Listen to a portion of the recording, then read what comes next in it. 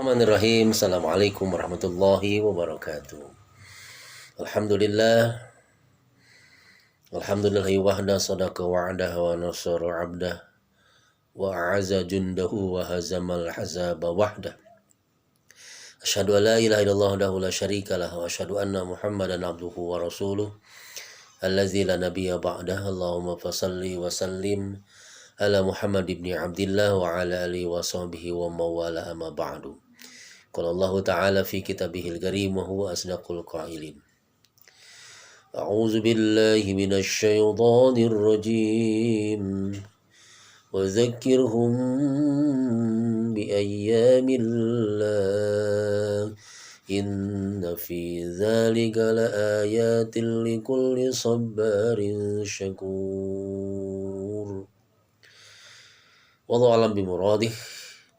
Dan ingatkanlah mereka kepada hari-hari Allah, hari-hari saat Allah memberikan pertolongan dan mencurahkan nikmat-Nya.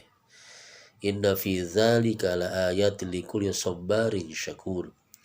Sesungguhnya pada yang demikian itu ada tanda-tanda kekuasaan Allah bagi orang-orang yang selalu sabar dan bagi orang-orang yang banyak bersyukur. Surat Ibrahim ayat 5. Alhamdulillah, kita bersyukur kepada Allah.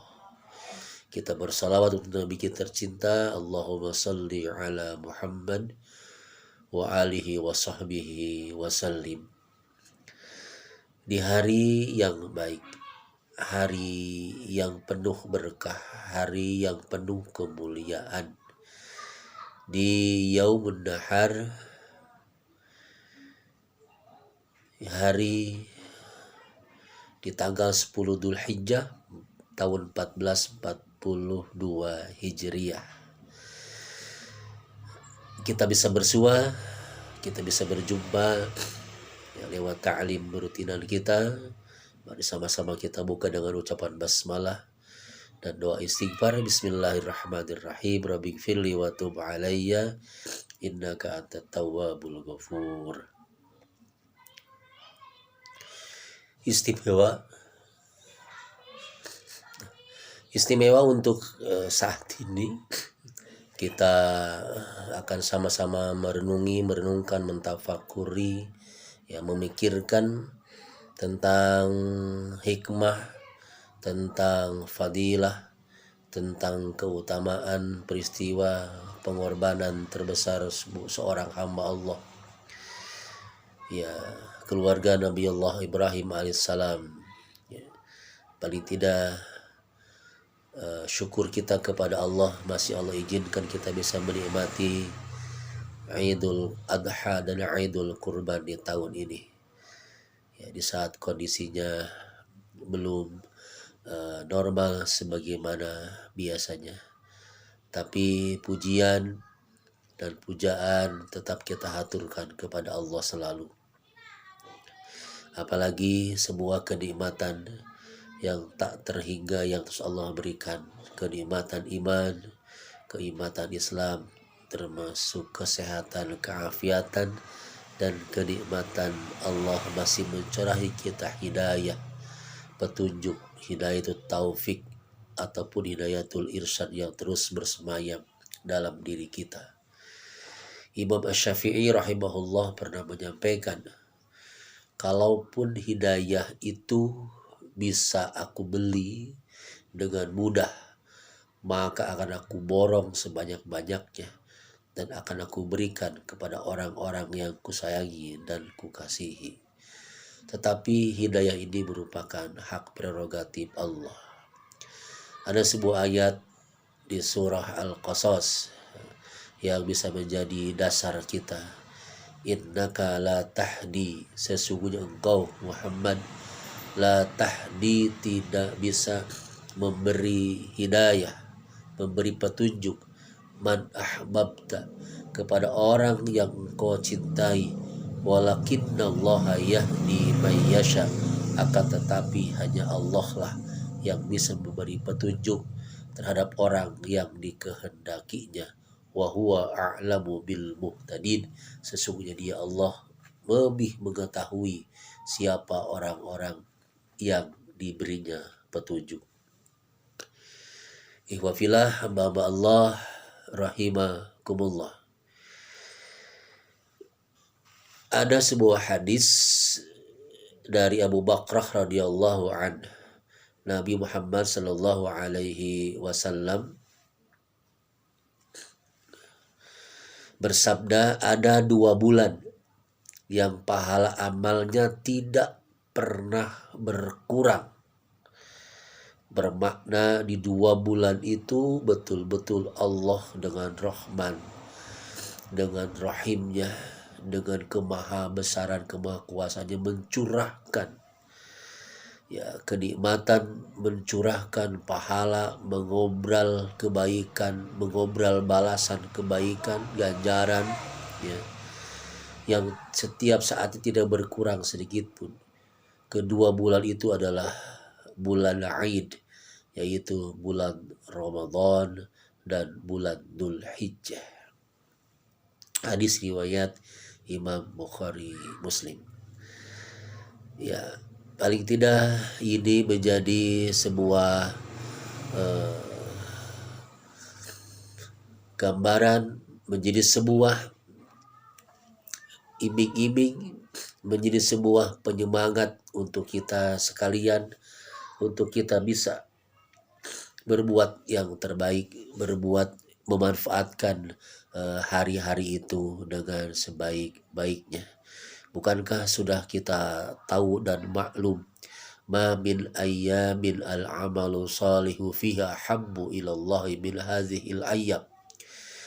Tidaklah ada hari-hari ketika kita beramal salih yang kita kerjakan di hari-hari itu ahabbu ilallahi, yang sangat dicintai oleh Allah, min hadhil ayyam, daripada 10 hari ini, yakni ayyamul ashr min awalil Dzulhijjah, yaitu 10 hari pertama di awal bulan Dzulhijjah.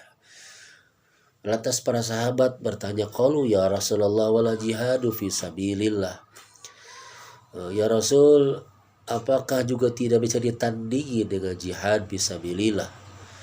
Qala Rasulullah menjawab, wala jihad fisabilillah, jihad fisabilillah pun tidak bisa menandingi amal solih yang dikerjakan di 10 hari pertama bulan Dzulhijjah itu. Illa rajulun, kecuali seseorang, kharaja binafsihi wa malihi, yang dia keluar dengan mengorbankan dirinya, mengorbankan hartanya. Dia gugur di medan perang membela agama Allah. Lantas harta bendanya pun dirampas, dikuasai oleh orang-orang kafir. Falam yarji', dan dia tidak kembali, min zalika bisyai', sedikit pun tidak ada yang kembali. Artinya amal-amal solih yang kita kerjakan di 10 hari pertama bulan Dzulhijjah itu menjadi luar biasa, tidak bisa tertandingi sekalipun oleh jihad, kecuali jihadnya mengorbankan jiwanya, mengorbankan hartanya, dan tidak ada yang sedikit pun yang kembali. Bukankah kita berharap, kita selalu ingin mendapatkan pahala jihad? Inilah kesempatan yang bisa kita kerjakan dan lakukan. Di balik itu, di tanggal 10 Dzulhijjah, kita mengingatkan kembali nampak jelas sebuah perjalanan spiritual, pengorbanan semua hamba Allah, seorang yang sangat takwa, taat kepada Allah, pengorbanan seorang anak yang sangat ikhlas dan sabar, dan seorang ibunda tercinta yang betul-betul penuh keikhlasannya, dia mengorbankan segala sesuatunya. Dari keluarga Ibrahim lah kita bisa belajar apa? Banyak sekali. Laqad kana lakum uswatun hasanah, sungguh telah ada uswah hasanah fi Ibrahim walladzina ma'ah, dari Nabiullah Ibrahim dan orang-orang yang mengikutinya. Ada uswah hasanah, ada teladan yang terbaik. Di antara teladan yang bisa kita raih Selain kisah pengorbanan dia menyembelih anaknya dengan penuh ketaatan kepada Allah Subhanahu wa taala. Karena Nabiullah Ibrahim itu adalah orang yang sangat kaya dan sukses di bidang peternakan. Beliau hampir dalam sebuah riwayat dalam kitab Miskatul Anwar itu hampir punya 12.000 ternak pada saat itu, dan menjadi ukuran yang sangat luar biasa banyaknya. Ketika ditanya, "Wahai Ibrahim, milik siapakah ternak sebanyak ini?" Maka beliau menjawabnya, "Semuanya kepunyaan Allah. Sekarang masih menjadi milikku, dititipkan kepadaku. Tapi sewaktu-waktu jika Allah menghendaki mengambilnya, aku akan serahkan semuanya. Jangankan sebatas ternak," kata beliau, "bila Allah menginginkan, kalaupun aku punya anak kesayangan yang mesti aku korbankan, maka kalau Allah memintanya, demi Allah aku akan serahkan kepadanya lillah, karena Allah Subhanahu wa taala." Ikhwafillah, hamba-hamba Allah rahimakumullah. Nah, kemudian yang terpenting adalah bagaimana caranya kita mentafakuri keluarga dan mengambil uswah teladan yang terbaik dari keluarga Nabiullah Ibrahim alaihi salam. Maka paling tidak ada 3 kiat yang bisa ditawarkan yang belajar dari pengorbanan Nabiullah Ibrahim alaihissalam dan keluarganya. Dan Nabiullah Ibrahim itu diangkat oleh Allah selain sebagai rasul dan juga dijadikan kekasihnya. Wattakhadallahu Ibrahim khalila, dan Allah menjadikan Ibrahim itu adalah khalilnya, khalilullah, kekasih Allah Subhanahu wa taala. Masing-masing nabi punya kelebihan, punya keistimewaan, dan diberikan gelar oleh Allah. Nabiullah Isa digelar ruhullah, ruhnya Allah. Ketika Allah takdirkan ibunya mengandung tanpa proses pembuahan, tanpa proses perkawinan. Kemudian Nabiullah Musa pun punya gelar kalamullah, karena beliau bisa bercakap dan berdialog langsung dengan Allah Subhanahu wa taala. Dan Nabiullah Ibrahim punya gelar Khalilullah, kekasih Allah Subhanahu wa taala. Dan Nabi kita Muhammad sallallahu alaihi wasallam diberi gelar Habibullah, kekasih dan orang yang sangat dicintai oleh Allah Subhanahu wa taala. Kiat yang pertama, mengapa Nabiullah Ibrahim diberi gelar Khalilullah, kekasih Allah? Karena ikhtartu amrallahi ta'ala ala amrihi ghairi, kata beliau, aku lebih mendahulukan perintah Allah Subhanahu wa taala ya ala amri ghairi, dibanding dengan perintah-perintah yang lainnya. Nabiullah Ibrahim selalu mengedepankan perintah Allah yang harus beliau kerjakan dibanding dan menyampaikan perintah-perintah yang lainnya. Makanya ketika perintah Allah dalam mimpinya untuk mengorbankan anak tercintanya yang sudah 80 tahun dirindukan lahir dari rahim istrinya, maka ketika Allah memintanya, Allah memerintahkan untuk menyembelihnya, untuk mengorbankannya, maka beliau mengucapkan sami'na wa ata'na. Semuanya karena takwa kepada Allah Subhanahu wa taala. Bukankah takwa akan menjadi dasar salah satunya diterimanya berbagai amal kebaikan yang bisa kita kerjakan dan lakukan? Innama yataqabbalallahu minal muttaqin. Allah hanya akan menerima ibadah, amalan, kebaikan apapun minal muttaqin, dari orang-orang yang bertakwa, yang dasar pengamalan dari amal-amal itu semata-mata karena takwa, karena ketakwaan kepada Allah Subhanahu wa taala. Ikhtartu amrullahi ta'ala ala amri ghairi. Nabi Ibrahim selalu mendahulukan perintah Allah dibanding perintah-perintah yang lainnya. Kemudian yang kedua, kiat agar kita menjadi khalilullah, kekasih Allah adalah wa mah tamamtu bima taqabbalallahu li. Aku tidak mengangan-angankan, tidak membayang-bayangkan, tidak mengangankan yang menjadi tanggungan Allah padaku. Artinya tidak mengejar sesuatu yang di luar wewenang yang telah diberikan oleh Allah Subhanahu wa taala.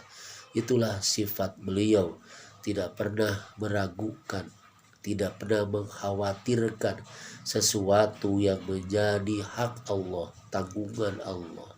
Rezeki seseorang, rezeki kita adalah menjadi tanggungan Allah. Kita hanya punya kewajiban berikhtiar dan berusaha. Kita ingin mendapatkan sehat dan walafiat jasmaniah dan rohaniah kita. Jangan pernah ragukan bahwa Allah ya Syafi yang selalu menyembuhkan ketika kita sakit. Wa Kafi, Allah terus mencukupi kebutuhan-kebutuhan kita. Sesuatu yang kita butuhkan tidak akan seiring sejalan dengan apa yang kita inginkan. Karena apa yang kita inginkan belum tentu kita butuhkan. Tetapi apa yang dibutuhkan dan Allah tahu kebutuhan kita, itulah yang terbaik, yang semestinya kita nikmati dan kita harapkan di kemudian hari. Jangan pernah meragukan, mengangan-angankan sesuatu yang menjadi hak prerogatif dan wewenang Allah. Kewajiban kita hanya berikhtiar dan jangan pernah meragukan Allah Subhanahu wa taala. Dan kiat yang ketiga adalah wa ma ta'asyaitu wa ma taghaitu illa ma'ad dhaif. Kata Nabi Ibrahim, aku tidak pernah makan malam, makan siang kecuali ada tamu, ada orang-orang yang diajaknya makan. Ini sifat yang baik, sifat mulia yang dicontohkan di Nabi Allah Ibrahim alaihissalam. Bahkan hampir setiap hari karena ternaknya banyak, beliau mengorbankan domba atau gibasnya semata-mata ingin menjamu tamu yang ada, yang berkunjung, bahkan diundang ke rumahnya. Beliau tidak pernah makan siang dan makan malam kecuali ada tamu yang dijamunya. Seperti pernah juga ketika dua orang malaikat yang diutus oleh Allah Subhanahu wa taala yang menjelma menjadi manusia, laki-laki yang tampan dan rupawan, yang ditugaskan Allah untuk memberikan azab kepada kaum Sodom, ya, kaum Nabi Lut, yaitu digempakan, dibalikan tanahnya ke dasar bumi. Maka sebelum itu kedua malaikat yang menjelma datang kepada Nabi Allah Ibrahim alaihissalam memberi kabar bahwa istri tercintanya Sarah akan punya anak yang kemudian diberi nama Ishak. Dan saat itu pun beliau mengorbankan atau menyembelih gibas yang besar, dipanggang dan disajikan kepada dua tamunya itu. Sekalipun kemudian dua tamunya tidak mencicipi sekecil pun, karena dia adalah malaikat, jelmaan manusia dari malaikat Allah Subhanahu wa taala. Maka kalaupun kita ingin dapat mulia, maka muliakanlah tamu. Man amana billahi, barang siapa yang beriman kepada Allah, wal yaumil akhir, dan beriman kepada hari akhir, fal yukrim dhaifah, maka muliakanlah tamu. Siapapun tamu yang datang ke rumah kita, muliakan mereka, dan insya Allah akan menambah keberkahan untuk kita sekalian. Mudah-mudahan kita bisa mengambil banyak pelajaran. Ya, selamat beridul adha dan besok beridul kurban. Mudah-mudahan Allah berikan kita kemudahan dan kelancaran. Kalaupun tidak bisa berkurban tahun ini, jangan lupakan dan jangan tinggalkan amalan yang lain, karena ada amalan terbaik lain, yaitu banyak berzikir, banyak mengucapkan takbir, tahlil dan tahmid. Mudah-mudahan Allah selalu menyertai kehidupan kita. Barakallahu li walakum, aqulu qawli hadza wa astaghfirullahi walakum walakum bikum. Wassalamualaikum warahmatullahi wabarakatuh. Subhanakallahumma wa bihamdika asyhadu an la ilaha illa anta astaghfiruka wa atubu ilaik.